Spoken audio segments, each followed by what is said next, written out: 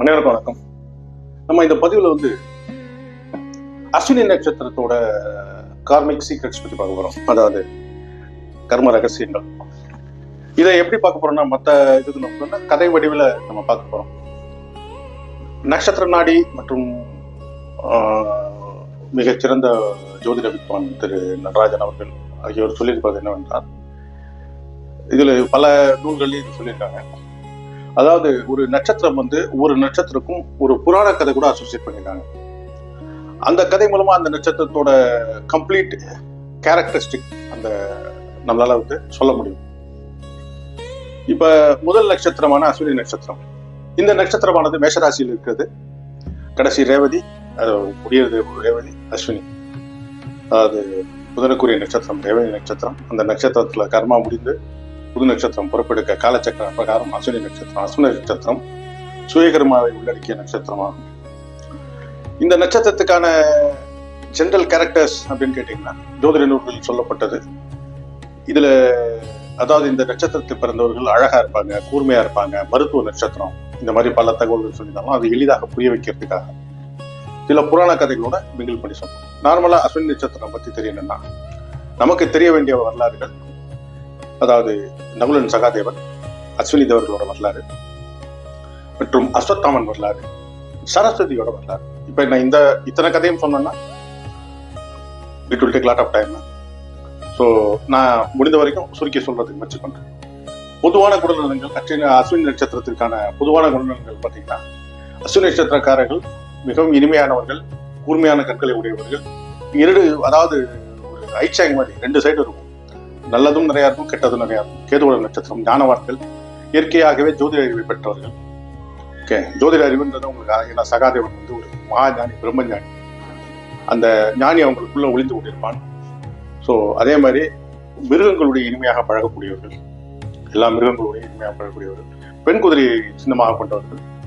So இப்போ நம்ம வந்து ஸ்டோரிக்குள்ள போகலாம். ஃபர்ஸ்ட் அஸ்வினி நட்சத்திரத்தோட அஸ்வினி தேவர்கள் ஸ்டோரியை பார்த்தோம்னா, இந்த அஸ்வினி நட்சத்திரமானது சூரிய பகவானுடைய கதையுடைய தொடர்புடையது. சூரியனுடைய புத்திரர்கள் தான் இந்த அஸ்வினி தேவர்களாகிய நசத்யா மற்றும் தசரா என்று சொல்லக்கூடிய இரண்டு சூரிய தேவருடைய புத்திரர்கள். சூரியனுக்கு ஒரு மனைவி, அவள் விஸ்வகர்மாவுடைய மகள், அதாவது சஞ்சனா என்று சொல்லக்கூடிய சஞ்சனா தேவியானவள் விஸ்வகர்மாவுடைய மகள். இவருக்கும் சூரிய பகவானுக்கு திருமணம் நடக்கிறது. சஞ்சனா தேவியால் சூரியனுடைய வெப்பத்தை தாழ முடியவில்லை. அதாவது அவங்க அப்பாட்ட போய் கம்ப்ளைண்ட் பண்றாங்க. அப்பா வந்து என்ன பண்றாருன்னா, சூரியனுக்கு வந்து ஒரு கலையை குறைத்து நீ இது அப்படின்னு சொல்றாரு. அப்படி இருந்தும் அவங்களால அந்த வெப்பத்தை வந்து சகித்து கொள்ள முடியவில்லை. ஸோ அவங்க என்ன பண்ணிட்டாங்கன்னா, தன்னோட டூப்ளிகேட்டா சாயான்னு ஒருத்தரை கிரியேட் பண்ணிட்டு அவங்க வந்து காட்டில் தவம் செய்ய போயிருக்காங்க. காட்டில் வந்து அவங்க ஒரு குதிரையா மாதிரி தவம் செய்யறாங்க, பெண் குதிரையா மாதிரி தவம் செய்யறாங்க. அப்ப வந்து இவங்க வந்து இந்த சாயாதேவியோட ஒரு வாழ்க்கை நடந்துட்டு ஒரு நாள் உண்மை தெரிவது. இது கொஞ்சம் டீட்டெயிலா போகும், இழுத்துட்டே போகும். அதனால லெட்டஸ்ட் கட் ஷாட். இதே சாயாதேவி தான் யமனுக்கும் சனீஸ்வர பகவானுக்கும் தாயார். அந்த புராணங்கள் கதை வரப்ப நான் சொல்றேன். இவங்க வந்து காட்டுல தவம் பண்றாங்க. ஸோ இந்த உண்மை தெரிந்த சூரிய பகவானவர் ஒரு ஆண் குதிரை அவதாரம் எடுத்து அந்த சாயாதேவியுடன் கூடிய பிறகு பிறந்த இரட்டையர்கள் தான் அவர்கள் குதிரை முகத்தோடு இருந்தாங்க. அவர்களுடைய பெயர் சத்யா தசரா என்று சொல்லக்கூடிய அஸ்வினி குமாரர்கள். இதுதான் அவர்களுடைய பிறப்பின் ரகசியம். அவர்களை பற்றி ரிக்வேதத்தில் ஒரு 365 ஸ்டன்ஸாக்கு மேல அவருடைய புகழ் பாடப்பட்டுள்ளது. 18 புராணங்களிலும் சரி, அஸ்வினி குமார், ராமாயணம், மகாபாரதம் எல்லாவற்றிலும் அஸ்வினி குமார் உள்ள தொடர்பு இருக்கும். அஸ்வினி குமார்கள் இளமைக்குரியவர்கள், அழகானவர்கள். ஓகே, இந்த மாதிரி பல மருத்துவ ரகசியங்களை தெரிந்தவர்கள்.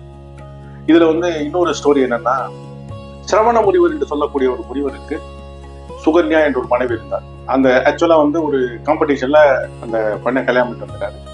இவர் மிகவும் வயதானவர். இந்த சுகன்யா என்றவள் கற்புக்கரசி, மிகவும் சக்தி வாய்ந்த ஒரு பெண்ணானவள். இந்த சுகன்யாவானவள் அஸ்வினி தேவர்கள் நோக்கி வரமிருந்து தவம் இருந்து என்னுடைய கணவருக்கு இளமையை திருப்பி கொடுக்க வேண்டும் என்று வேண்டி நிற்க, அஸ்வினி தேவர்கள் அவள் தவத்தில் அகமதித்து அவர்களுக்கான ஒரு தடாகத்தை உண்டு பண்ணி அந்த தடாகத்தில் முழுவச் செய்து அதற்கான மருத்துவ முறைகளை அவருக்கு தெரிந்து பண்ணதுதான் சவன் பிராஷ் என்று சொல்லக்கூடிய சிரவண முனிவருக்கு கொடுக்கப்பட்ட லேகியம் சவன் பிராஷ். ஸோ அஸ்வினி நட்சத்திரக்காரர்கள் தங்கள் எளிமையை மெயின்டைன் செய்ய சவன்பிராஷ் தாபர்ல இருந்து நிறைய கம்பெனியில் வந்து சவன்பிராஷ் லேகியம் இது தினசரி உட்கொண்டு வந்தால் மிக நன்மை பயக்கும். இது ஒரு கர்மத்திற்கு சின்ன ஒரு இண்டிகேஷன் ஆஃப் கர்மா.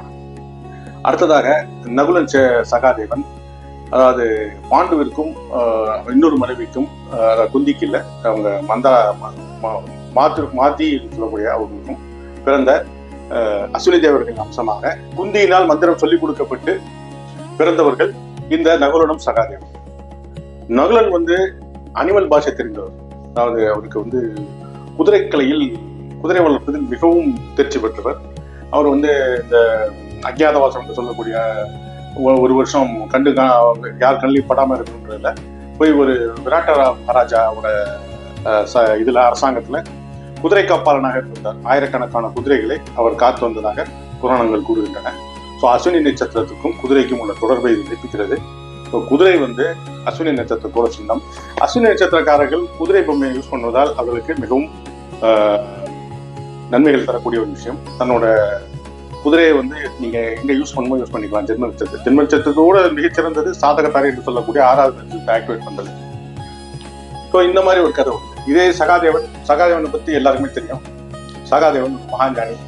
கிருஷ்ணரை யாராலும் கட்ட முடியாதுன்றப்ப நான் கட்டுறேன் அப்படின்னு சொல்லி ஈஸியா கட்டின, மனதால் கட்டிய ஒரு மாபெரும் ஞானி, ஜோதிட வல்லுநர். சகாதேவ சாஸ்திரம் என்ற ஒரு நூலே இருக்கிறது.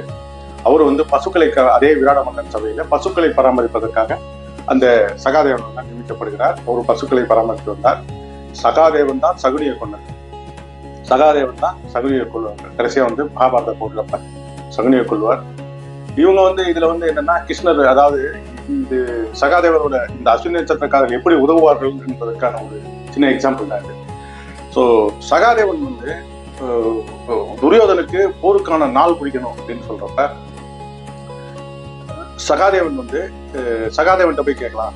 ஏன்னா அவரை மாதிரி ஒரு ஜோசியக்காரன் இந்த உலகத்திலே கிடையாது அப்படின்னு சொல்லி சகாதேவன்கிட்ட கேட்டாலும், அவர் அமாவாசையில ஜெயித்தால்தான், அமாவாசையில நீங்க வந்து களபலி கொடுத்தால் நீங்க போர்ல வென்று விடுவீங்க அப்படின்ற ரகசியத்தை உங்களுக்கு சொல்லிடுறாரு. இது கிருஷ்ணனுக்கு தெரிஞ்ச, ஐயோ அடப்பாவி இப்படி போய் சொல்லிட்டேன்னா, நான் அதாவது அஸ்வினி நட்சத்திரக்காரர்கள் நேர்மைக்கு ஒரு சாட்சி. நான் வந்து என்னை நாடி ஒருத்தர் வரப்ப நான் அவர்கிட்ட நான் பொய் சொல்ல முடியாது அப்படின்றதுல ரொம்ப ஸ்ட்ராங்கா இருந்தேன். அஸ்வினி நட்சத்திரக்காரர்கள் நம்பி வந்தால் உயிரை கொடுப்பாரு. ஸோ இந்த ஒரு விஷயம். ஸோ அவர் போர்க்கலையை பத்தி சொல்லிடுறாரு.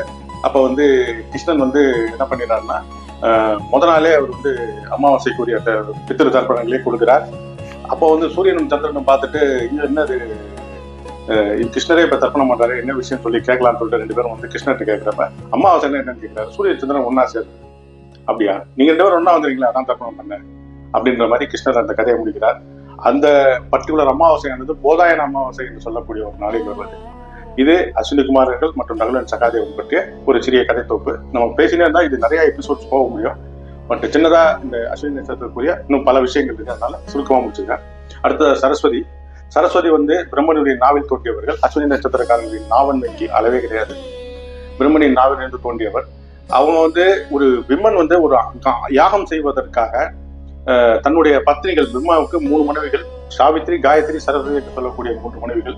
இந்த மற்ற 2 மனைவிகளையும் கூப்பிட்டு யாகம் செய்வதற்காக அவர் போறாரு. காஞ்சிபுரத்துல யாகம் செய்வதற்காக அவர் முயற்சி பண்றப்ப, பிரம்மகாஞ்சி என்று சொல்லக்கூடிய முயற்சி பண்றப்ப சரஸ்வதிக்கு கோபம் வருது. சரஸ்வதியானவள் வேகவதி என்னும் நதியின் ரூபப்படுத்து அந்த யாகத்தை அழிக்க வருகிறான். பெருமாள் வந்து பள்ளி கொண்டு தடுத்ததா ஒரு ஐதீகம் இருக்கு. அது திருமுக்கூடல்ன்ற பதிவுல நான் டீட்டெயிலா சொல்லியிருப்பேன். ஸோ அஸ்வினி நட்சத்திரக்காரர்கள் வேகவதி மற்றும் சரஸ்வதி நதியில் குளிப்பதால் அளவற்ற நன்மை அடைகிறார்கள். அவர்களுடைய கர்ம வினைகள் நீக்கப்படுகின்றன. ஸோ இது இன்னொரு விஷயம். இந்த அஸ்வினி நட்சத்திரக்காரர்களுக்கு எட்டி மரம் தலவிருச்சமாக உள்ள இடங்களில் வழிபாடு செய்யலாம்.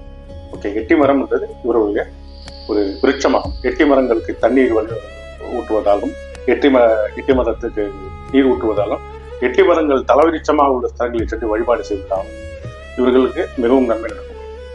இவர்களுடைய கர்ம வினைகள், உற்பத்தி கர்மங்கள் நீக்கப்படுகின்றன. அதை தவிர்த்து ராஜாளி என்றது இவர்களுடைய பறவை. ராஜாளி என்பது இப்ப நம்ம பார்க்க முடியாது, ரொம்ப ஒரு அரிதான விஷயம். குதிரை இவர்களுடைய விருப்பம். ஓகே, இஷ்ட தெய்வம், அதாவது சொல்லக்கூடிய நட்சத்திர தேவதை என்று சொல்லக்கூடிய தெய்வமானது சரஸ்வதி. சித்தர் காலாங்கி சித்தர்.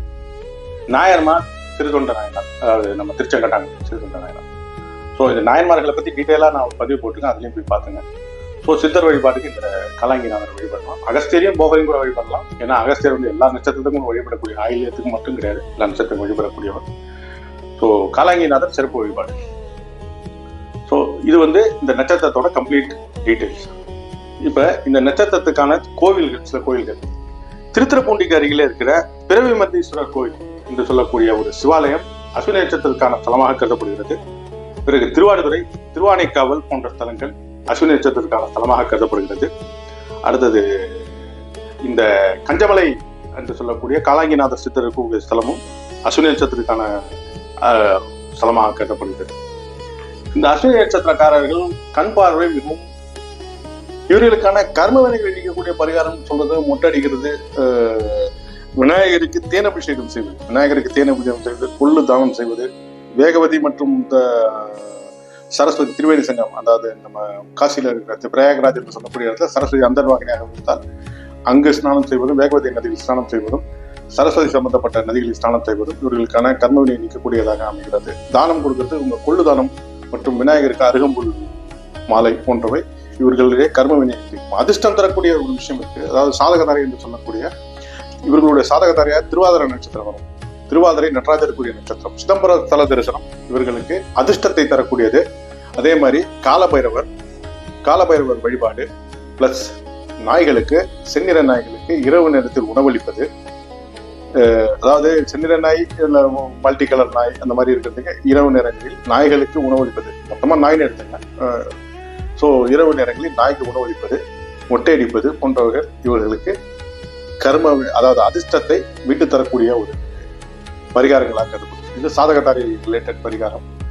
பிளஸ் இது போல பல, அதாவது இந்த கூத்தனூர் சரஸ்வதி கோயிலும் உங்களுக்கான விசேஷமான அதிர்ஷ்ட தெய்வமாக சரஸ்வதி தேவி இந்த ஜென்ம நட்சத்திரத்துக்கு அதிர்ஷ்ட தெய்வமாக வருகிறார். ஸோ சரஸ்வதி தலங்களுக்கு சென்று வழிபாடு செய்தோம் கர்ம வினை நீக்கக்கூடிய ஒரு விஷயமாகவே கருதப்படுகிறது. ஸோ இது போல பல பதிவுகள் நம்ம சேனல்ல தொடர்ந்து வெளிவரும். அதாவது அந்த நட்சத்திரத்தையும் கதையை மிங்கிள் பண்ணி சொல்ல ட்ரை பண்ணியிருக்கேன். இது போல எல்லா நட்சத்திரத்துக்கும் ஒரு வீடியோ போடலாம் ஐடியா இருக்கு. இது கண்டினியூ பண்ணலாமான்னு சொல்லிட்டு கமெண்ட்ஸ்ல சொல்லுங்க. நன்றி, வணக்கம்.